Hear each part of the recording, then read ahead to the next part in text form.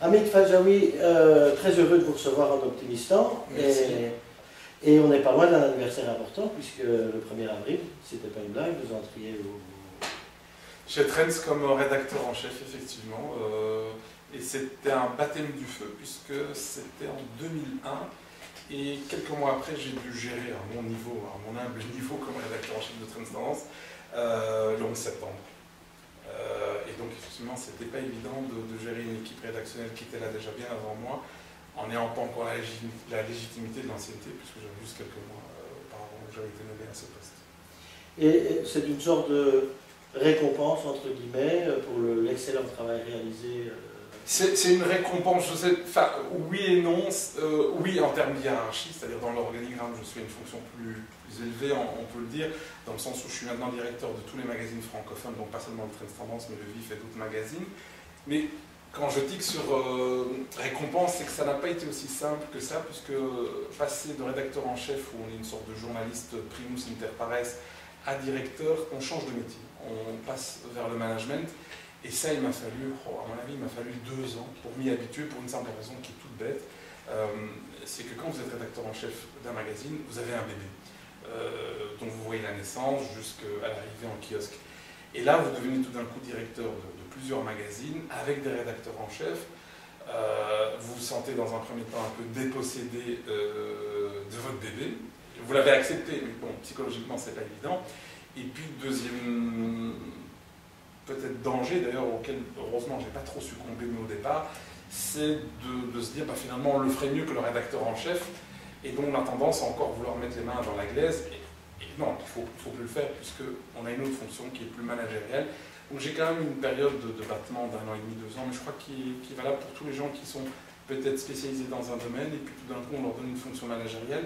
Si dans ces cas-là, ça passe ou ça casse, je touche du bois, ça passe. Par contre, cette fonction, je dirais, de veille, d'éclairage, très honnêtement, je la trouve parce que je me suis imposé en me disant, ok, j'accepte cette fonction managériale qui me plaît et qui me satisfait, mais à côté de ça, je ne veux pas perdre, entre guillemets, mon know-how sur le plan économique, et donc ça c'est simplement, c'est le fait d'avoir ma chronique économique quotidienne, et ça me force, c'est comme faire des pompes tous les jours, vous devez lire tout le temps en presse, et puis je m'impose, enfin c'est pas s'imposer, c'est un vrai plaisir, j'essaie de rencontrer toutes les semaines des décideurs économiques. Alors bon, ça peut m'aider aussi dans mon job de manager, mais au-delà de ça, les conversations dérapent très souvent vers d'autres choses.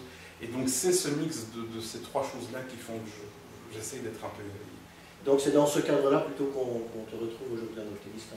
Je donnerai un peu mon point de vue, et puis c'est un point de vue qui n'est pas, à mon avis, marqué idéologiquement à gauche ou à droite. J'évolue, puisque je pense qu'une des formes d'intelligence, c'est d'évoluer en fonction de ce qui se passe, etc. Et les vérités d'hier sont souvent plus très valables quelques temps après, donc je pense qu'il faut évoluer avec son temps. Ça ne veut pas dire qu'il faut se transformer en girouette, hein.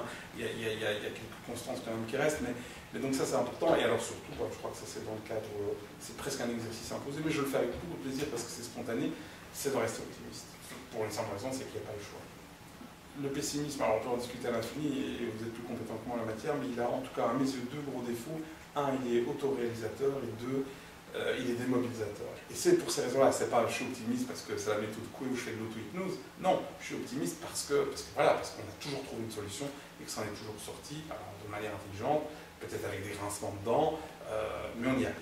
Alors le thème de la conférence ce soir, c'est sortir de la crise si l'entrepreneur prend le pas sur les marchés financiers. Alors il y a 2 choses. Est-ce qu'il est en lutte? Oui. Est-ce qu'il y a une prise de conscience? Oui, mais elle est minoritaire parce que vous avez pas mal, j'ai surtout parlé des PDG des grandes entreprises, parce que les PME, on connaît assez bien le discours, et c'est vrai qu'on dit toujours que la Belgique c'est un pays de PME, mais il n'y a rien à faire malgré tout, on a besoin des grandes entreprises, parce que l'avenir c'est la recherche et le développement, et vous pouvez le tourner comme vous voulez, 50 à 60% de la recherche en développement est le fait des grandes entreprises, en particulier dans la partie sud du pays d'ici. Et donc sans grandes entreprises, avec un ancrage belge, je vois mal comment est-ce qu'on peut dessiner un avenir radieux pour nos enfants. Donc pour ça, je pense que c'est très important. Maintenant, certains PDG se sont aussi auto-convaincus par la vulgate un peu ultralibérale, je dirais peut-être de leur qualité intrinsèque, et puis ils sont aussi très très motivés financièrement, et qui fait qu'il y a eu un dévoiement vers le court-termisme. Ça, je ne suis pas le premier à le dire, l'année dernière, Mais ça, c'est quelque chose que l'on a perdu, que nous n'avions pas auparavant, et que les pays émergents ont gardé, ne serait-ce que parce que dans les pays émergents, quand on regarde les sociétés cotées, plus de 50% des sociétés cotées, notamment en Asie, appartiennent à des actionnaires propriétaires décideurs. Alors qu'ici, c'est plus du tout le cas, et ça provoque un certain nombre de dysfonctionnements. Le modèle islandais, ce qui s'est passé en Islande, le fait que le pays décide à un moment donné, non, on ne recapitalise pas les banques. Oui, ils ont l'air de se redresser, mais bon, ce que l'on peut faire pour un pays de quelques centaines de milliers d'habitants, avec une cohésion sociale que n'ont pas d'autres pays, avec, je dirais, une mentalité, etc., plus propice à l'ordre et des choses pareilles, c'est peut-être pas quelque chose que l'on peut exporter plus facilement vers des pays plus latins ou d'autres. Voilà, donc ça reste quand même un échec, un grand gâchis. Il n'y a pas de modèle aujourd'hui existant. Il y a des modèles que l'on cite, notamment pour le marché du travail, pour sa flexibilité, comme le Danemark, des pays du nord de l'Europe, qui ne sont pas... Voilà, mais je pense qu'il faut chaque fois tempérer, parce que chaque pays a sa particularité, soit parce qu'ils ont des ressources naturelles que les uns n'ont pas, soit parce qu'ils ont un consensus social que nous n'avons pas, soit parce que des aspects culturels peuvent jouer, une rigueur protestante que d'autres n'ont pas, etc., etc. Donc chercher toujours à trouver un modèle, moi je pense que ça c'est peut-être un peu le danger. C'est bon pour les livres, je dirais, how-to américains, genre qu'on trouve beaucoup dans ta librairie. Je pense justement que ça c'était un des défauts, c'est de vouloir appliquer des modèles qu'on estime qui sont waterproof, et notamment après 80, après la chute du mur de Berlin, on s'est dit finalement il n'y a qu'un seul modèle qui va fonctionner, c'est le modèle libéral occidental, et on a péché par arrogance, et on se rend compte aujourd'hui que d'autres modèles qui ne correspondent pas à nos canons de la démocratie, des modèles un peu comme chinois où il y a à la fois l'État qui est présent mais aussi des privés, et que finalement ça a l'air de cohabiter plus ou moins bien avec toutes les inégalités que l'on connaît. Et on se rend compte que d'autres modèles peuvent fonctionner sur base simplement de chiffres, de taux de croissance et de choses pareilles. Alors qu'en Occident, je crois qu'on se rend compte qu'aujourd'hui il y a quand même deux rêves qui sont brisés, le rêve américain, parce que voilà, on se rend compte qu'il y a quand même 15% de gens qui sont sans travail. Alors, le chiffre du chômage officiel, c'est 8 et quelques pourcents. En réalité, c'est probablement 15. Je crois qu'il y a 43 millions d'habitants aux États-Unis qui vivent avec des tickets de rationnement. C'est un miroir aux alouettes, en fait. Exactement. Mais nous sommes aussi un miroir aux alouettes de l'autre côté, avec un État-providence qui est peut-être trop important et qui a tué dans l'œuf un certain nombre d'initiatives. Donc il n'y a pas de règle. C'est pour ça que je vous dis, si peut-être mon expérience m'a apporté quelque chose, vous y faisiez allusion tout à l'heure, notamment à travers mes différentes casquettes, c'est de ne pas être coincé dans une idéologie et de ne pas s'enfermer dans une idéologie. Alors aujourd'hui, en Belgique, on a récemment vu arriver une nouvelle banque, on en parle beaucoup, Newbie. Est-ce que c'est un engouement de nouveau avec une prise de conscience, ou est-ce que c'est une réaction à tous pourris, comme on pourrait l'avoir en politique? J'espère pour eux que c'est plus qu'un rejet, parce que si ce n'est qu'un rejet, c'est pas quelque chose qui risque ou qui a des chances de perdurer, puisqu'en fait, ici, il y a des cotisants, il faut encore que la banque voie le jour. Alors oui, parce que j'écoutais il n'y a pas tellement longtemps le patron de la banque BNP Paribas qui disait que l'un des défis qui doivent relever les banques, c'est pas un secret, c'est un défi de réputation. C'est vrai que la réputation des banquiers est totalement écornée, et que donc aujourd'hui, le citoyen lambda, à tous les niveaux de l'échelle sociale, je dirais, se méfie du discours du banquier, n'y croit plus trop, etc. À tort, à raison, il pense que c'est à cause des banques que nous sommes dans cette situation aujourd'hui. Mais nous aurions pu passer à travers cette crise-là si l'endettement moyen européen était nettement plus faible. Et cet endettement, finalement, il était là. Pourquoi? Parce que tout simplement, c'est ce que je vais essayer d'expliquer tout à l'heure, mais un endettement, c'est une dette publique. La dette publique, c'est quoi? C'est la somme des déficits. La somme des déficits, c'est quoi? C'est la somme des lâchetés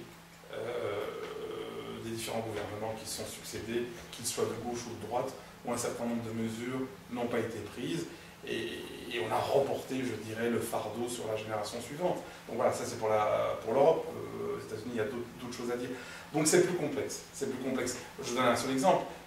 En tenant compte de ce qui s'est passé avec la crise du subprime et toutes les conséquences que l'on connaît, on a voulu, et c'est normal, réformer, réglementer, je dirais, ce secteur bancaire, mais ce faisant, par exemple, en demandant de respecter des ratios, etc., Bâle 3, enfin peu importe, avec des noms ésotériques, mais fondamentalement, ça consiste à, par exemple, doubler le capital et tout, simplement pour avoir un coussin un peu plus confortable en cas de crise et éviter que ce soit toujours le contribuable qui soit appelé à la rescousse. Et ça veut dire quoi si vous devez gonfler votre capital? Ça veut dire que vous allez faire peut-être moins de crédit. Donc voilà, donc je dirais que les remèdes vont aussi provoquer des fois, sans le vouloir, par le législateur, peut-être une raréfaction du crédit. Voilà. Donc ce sont des thématiques complexes, mais on est dans la société de l'information de l'Internet et on veut une réponse claire, nette, en 30 secondes. Alors que forcément, si la question est complexe, la réponse est aussi complexe. Arriver à corriger le tir aujourd'hui, ça implique un peu de souffrance, on n'a pas envie de souffrir.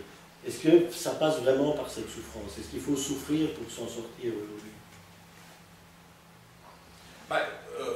C'est déjà le cas malheureusement, puisqu'il y a à peu près plus de 26 millions de chômeurs sur le continent, ce qui est beaucoup trop.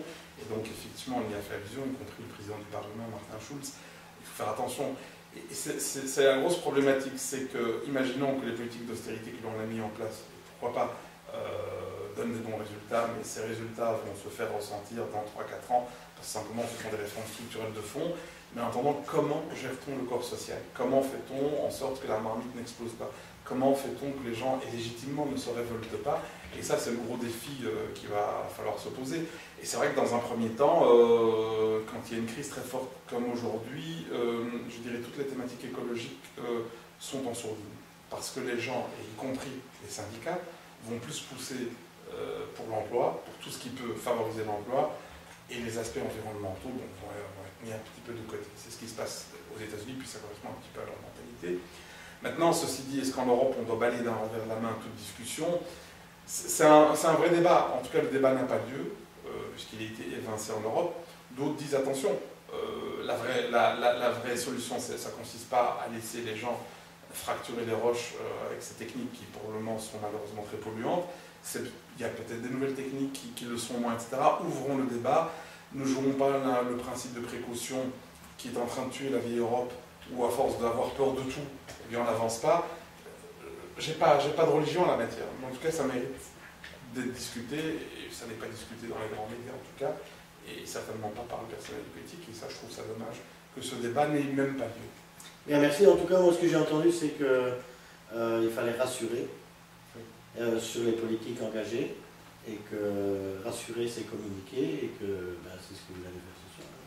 Avec beaucoup de bonhomie et de modestie. Oui. Merci Hamid en tout cas. Merci.